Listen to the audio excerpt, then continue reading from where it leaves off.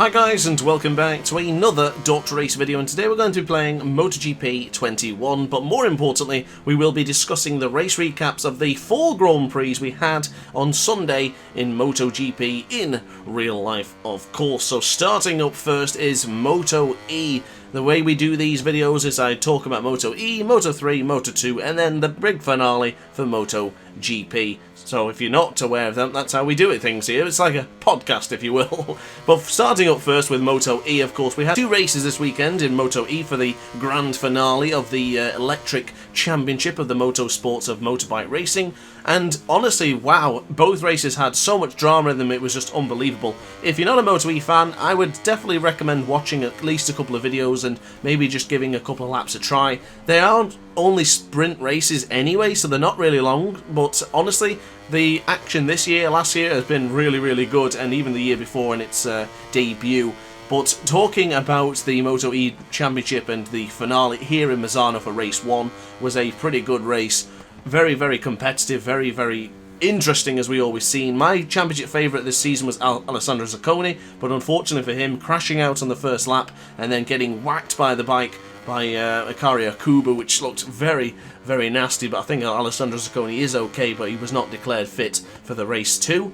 However, he did crash and burn, unfortunately. That was his championship completely finished, so very disappointed with Zaccone, especially in his home track of Misano as well. But race 1, Jordi Torres takes the victory with Dominic Egger and Matteo Casadei in 3rd position. Now, it probably would have been a different story if Eric Granado stayed on board his motorcycle, but unfortunately, Eric Granado making a little bit of a mistake going into the final corner, way too eager and too intense going into the final corner, trying to get up on the inside of Domi Egger, making a mistake on the brakes in the Misano corner for turn 16. Ruining his championship in just one move. It was a very disappointing finish for the Brazilian, and of course the Brazilian is a very fast rider. Granado is extremely quick, he is aggressive, and that's what's had him competitive all season and in a shout for the Moto E World Cup. However, people are saying that of course he was a little bit too aggressive on the final lap, and therefore because of that mistake he has ruined himself out of the championship, but he didn't get there without being aggressive and being himself, so you can't really fault him for the move going into Misano. Personally for me, if he stayed in 2nd, it would be a different championship entirely, but unfortunately for Granado, making that mistake was out of the championship in race 1. Now, of course, the actual race itself was a pretty good race, very competitive. Jordi Torres and Dominic Egger played it very well. Egger was pretty much going to win this one until Granado made that mistake, but unfortunately for him, it looks like that it was over in that one. But we need to discuss race 2. Race 1 was of course a formality compared to race 2, and race 2 was a very entertaining race. It was very curious to see what was going to happen for Dominic Egger. So basically, if you're not watching the race and you're just watching this recap, the way I can explain it is that Jordi Torres, with 2 laps to go, had the race well and truly sealed, signed and delivered. However, he had a Dominic Egger on his tail, and now the Swiss rider was extremely aggressive trying to get past Jordi Torres, but in the actual reality of the championship, it didn't matter if Domi won or came 2nd, he was still going to lose the championship to Jordi Torres, providing if Jordi Torres didn't finish lower than 3rd position. So that's where the drama started. Shout out to Matteo Ferrari, Matteo Casadei and Mikel Pons for getting on the podium. 2 of them probably wouldn't have made it unless something had happened up at the front. Now, you might have heard of this controversy, but it is what it is. Domi Egger dived up the inside of Jordi Torres many times for the final 2 laps here in Misano for race 2, but couldn't stop Jordi Torres until he made his way into Caro for turn 14. Now, I would highly recommend you watch this particular clip and see the incidents between Egger and Torres, but honestly, it was an audacious lunge going up on the inside of Torres to, in my opinion, to halt his progression, which was effectively a block pass.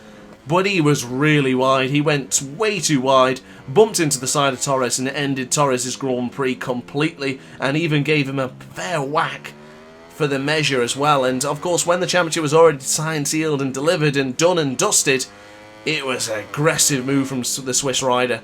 Now, of course, Torres didn't finish anywhere in the points because he crashed out. Egger won the race, which was then overturned as a 38-second penalty for irresponsible riding, which begs the question: irresponsible riding in Moto 2 in the same day, which we'll get to later on, gave someone a long lap penalty, which roughly gives about 3 seconds penalty. How does one work out 38 seconds of a penalty? It's a pretty bizarre number, but I'm happy with the result. It did seem a little bit egregious that Dominic Egerter just absolutely bashed into the side of Jordi Torres to end his championship challenge, but that is pretty much it. I mean, as far as the races go, they were fantastic races, very competitive, very, very entertaining, but unfortunately I'm running out of time to discuss everything else in the sense of the other championships. But I would definitely check out the results of that race and just to see what happened and come to your own conclusion. And also let me know in the comment section down below what you think was to be the right thing to do. Personally, I agree with the result. I think Dominic Egerter just purposely tried to stop him, but not necessarily knock him off. I don't know, it's very controversial. It's it's a hard one to judge, and I'm glad I am not making that decision, let me be honest with you, but I do agree with Race Direction's decision. So now moving over to the Moto 3, another thrilling Misano battle. Usually Misano is always a great track for a good entertainment and competition for the lower class, and of course, very interesting race. Now, of course, we did have the final results with Foggia, Antonelli and Andrea Migno, the two VR46 Academy riders on there, so the Yellow Army was very much happy. And of course, Dennis Foggia is on a mission right now, winning another Grand Prix this season. He is certainly well and truly in his best form that we've seen probably for a few years now. Dennis Foggia has been very unreliable this season, but towards the end of the season and the latter stages, he looks like he's improving quite a lot. So shout out to Dennis Foggia. But of course, a brilliant race would have been for Romano Fenati if he'd stayed on board his motorcycle, crashing into the penultimate corner of Misano. Very difficult situation for Romano Fenati. You've seen even Max Biaggi and Jorge Lorenzo in the garage. Very disappointed, disconsolate with his finish in that Grand Prix. And honestly, Romano Fenati has been working so hard to improve himself recently.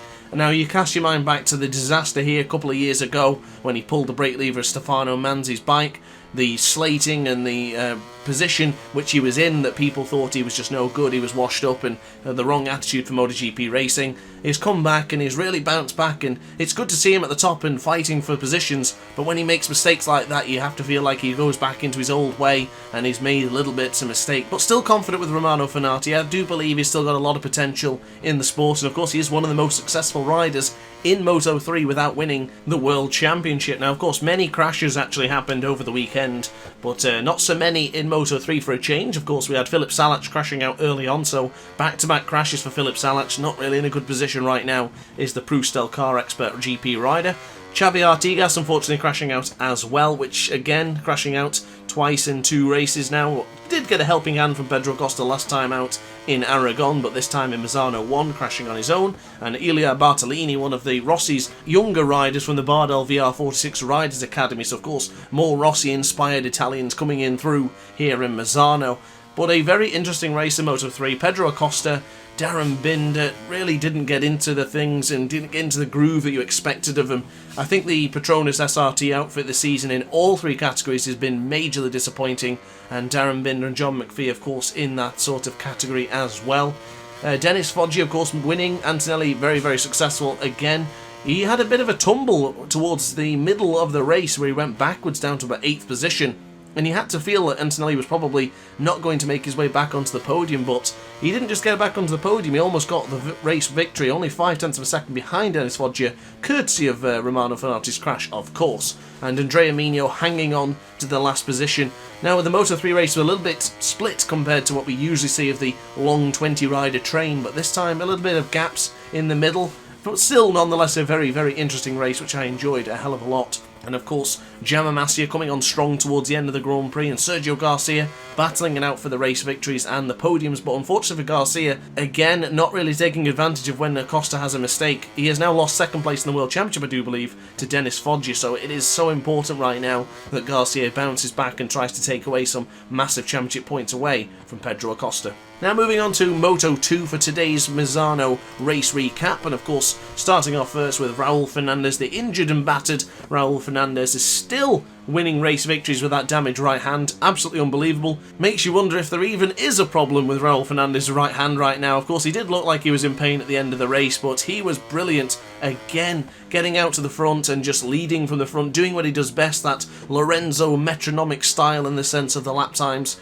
Really wonderful performance from Raul Fernandez. Remy Gardner coming through to try and get onto the podium and to beat Raul Fernandez. We would have had an incredible, absolutely incredible finish if Remy Gardner hadn't have had a massive moment going into Cavone on the final lap. He was taking chunks away from Raul Fernandez at the end of the lap. He was absolutely blitzing it. And then onto the right-hand side for Cavone for the fastest part of the track, sliding the rear. It was scary stuff. I expected Remy Gardner to have a massive cropper, but thankfully he was still okay and was stayed on board the motorcycle and then accepted, yes, you know what, I'll take second place. It's not too bad after all. But wow, that was a scary slide. But it was so good to see Remy Gardner just going for it, bit between his teeth, just giving everything he's got to try and beat Raul Fernandez. But unfortunately on this occasion, Raul Fernandez has taken another 5 points. So in 2 races, that's 10 points going to the way of the Spaniard and 10 points losing for the Australian Remy Gardner. We've seen the return in the bow tie once again.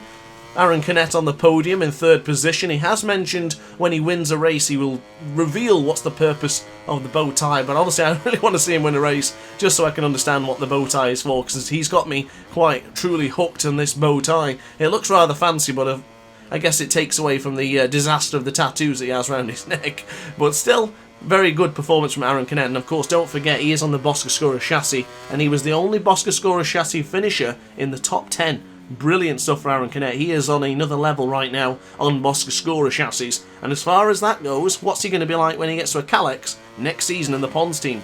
Keep an eye out for Aaron Canet next season, ladies and gentlemen, let me tell you. Now, Sam Lowes and Marco Bezzecchi, I did expect more from both of them, especially Sam Lowes, as he was quite competitive to start the race off, but unfortunately just went backwards a little bit, who has just re-signed with the Elfmark VDS team, so it's good to see him still in Moto 2 and being in a competitive bike. But Sam Lowes has got to dig down deep next season and try and improve on this season. Of course, starting the season off so well, winning in Qatar, and it hasn't materialised very well here in the latter stages of the season. But hopefully he can improve from now on. Big mention to Marco Bezzecchi as well, one of personally my favourite riders, and not really doing anything in Misano. Very disappointing race for Marco Bezzecchi. I definitely expected more from one of my favourite Italian riders. I expected more and I got not so much, unfortunately. A 5th place finish is a good finish nonetheless, but and he has been consistent. Marco Bezzecchi has been consistent until he's crashing in Aragon, where he finishes quite well in the points, but it's not podiums and victories that you really need for a championship contention. So Marco Bezzecchi again got to dig down deep for next season. He might be in MotoGP.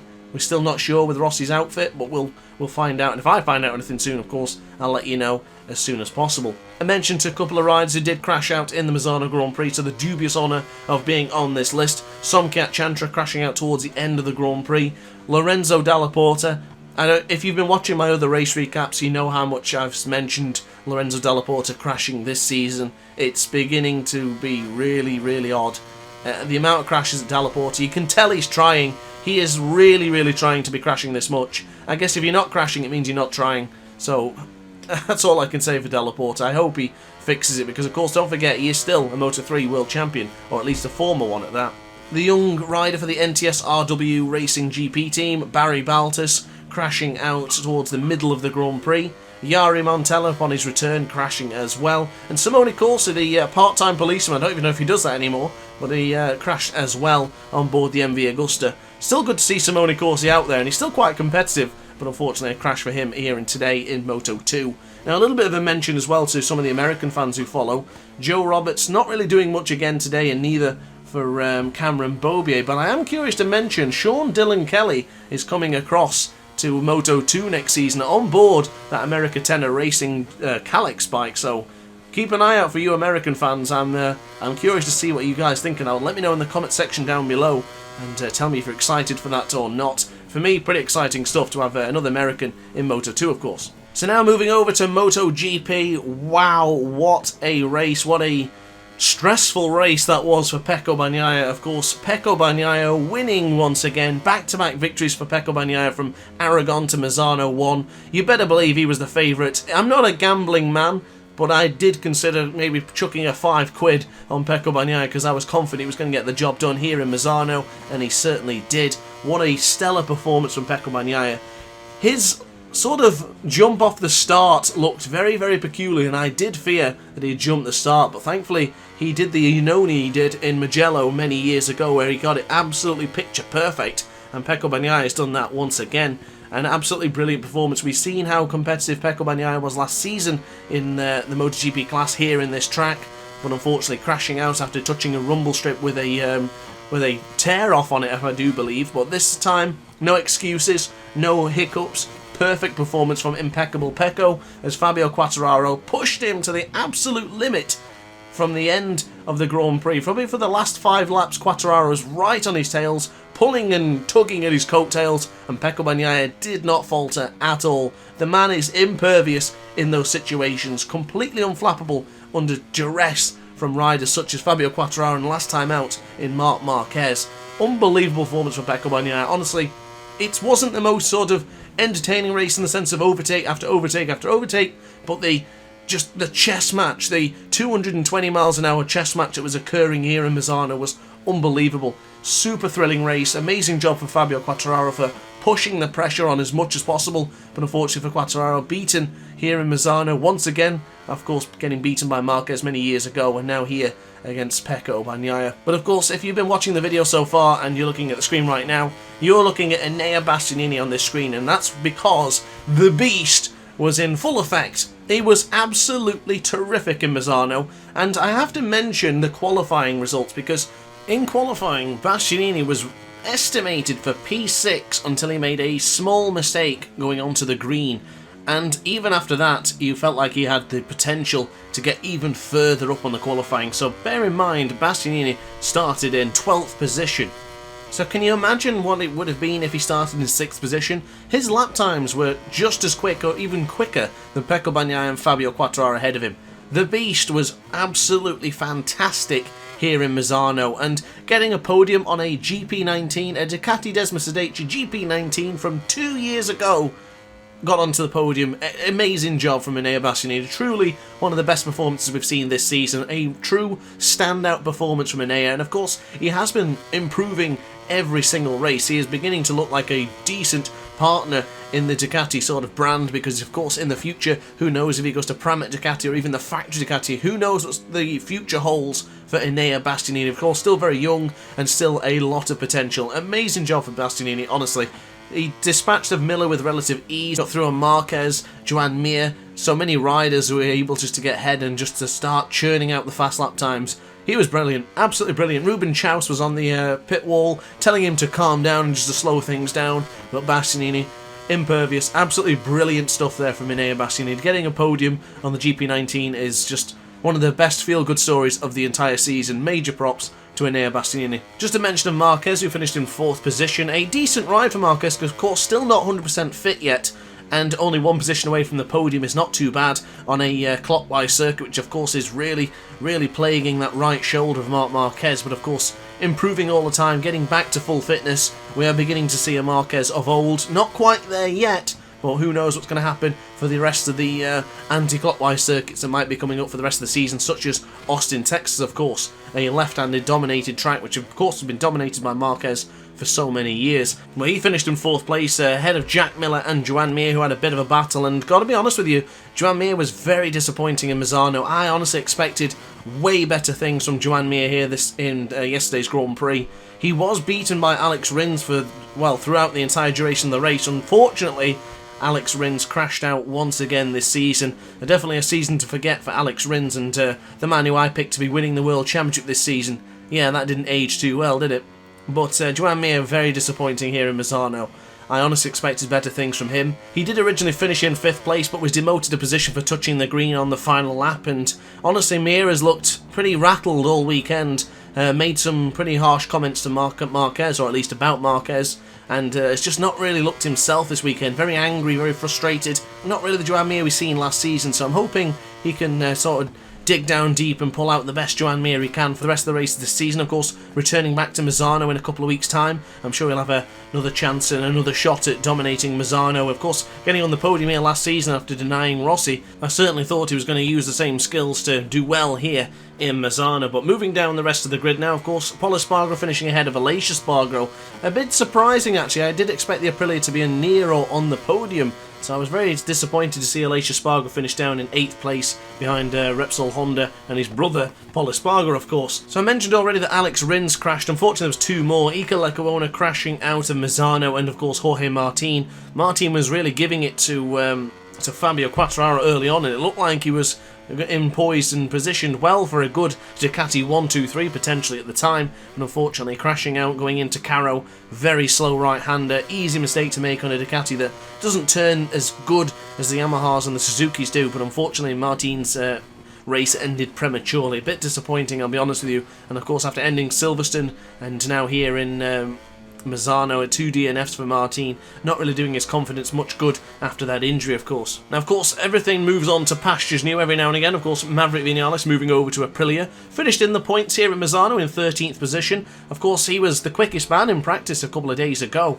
and he definitely felt like he was going to have a really good race weekend, but unfortunately, typical Maverick style, struggling with the fuel, the full fuel load in the beginning of the Grand Prix, went down from 10th position all the way down to about 17th in about 1 or 2 laps. Very disappointing for Maverick Vinales, but I'm sure this is still a learning curve. He's going to take his time with it and get on board with the Aprilia, so no problems yet for Maverick Vinales. It's no pressure this season, just get used to it and get better. That is all that matters, and as long as his mental health well-being is all right now, that's really all that matters.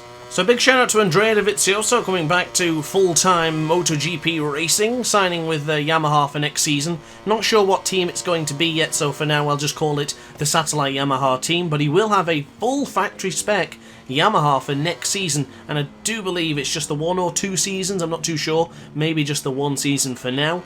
But for the time being, Andrea Dovizioso coming back to the Petronas SRT, or at least coming back to MotoGP and joining the Petronas SRT outfit. Of course, he's never been with the Petronas team before, so this is a brand new experience for Andrea Dovizioso.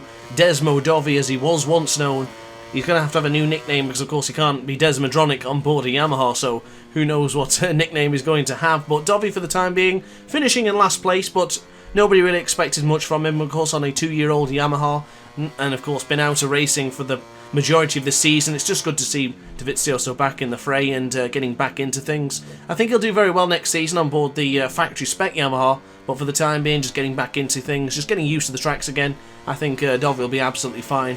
And of course, he wasn't that too far away behind Miguel Oliveira, of course, only 5 seconds behind and 42 seconds behind the race winner, Pecco Bagnaia. So we discussed one side of the Petronas SRT garage. Let's move over to the next one and discuss Valentino Rossi, the 9-times world champion. A bit of a disaster here in Misano, not what we expected, finishing out of the points, numerous crashes in qualifying and in practice. Not really what we expected from Rossi this weekend, but unfortunately I think it's just a simple case of it's coming to an end. The lustrous career of Valentino Rossi unfortunately is coming to an end, and this is more about now being the farewell tour. I know he says it's not, and he doesn't want it to be the farewell tour, he wants to still be competitive, but it's not looking that way, unfortunately, and I must say I was disappointed because I really love Rossi, but unfortunately it just didn't click this weekend. Now, a quick mention to the KTMs as well, which is a bit of a disaster, this Misano track. I did expect after a couple of rounds ago for KTM to still be really competitive, but unfortunately not going very well in Misano. We had the same issue last season for Brad Binder and the others, but unfortunately best finisher being Brad Binder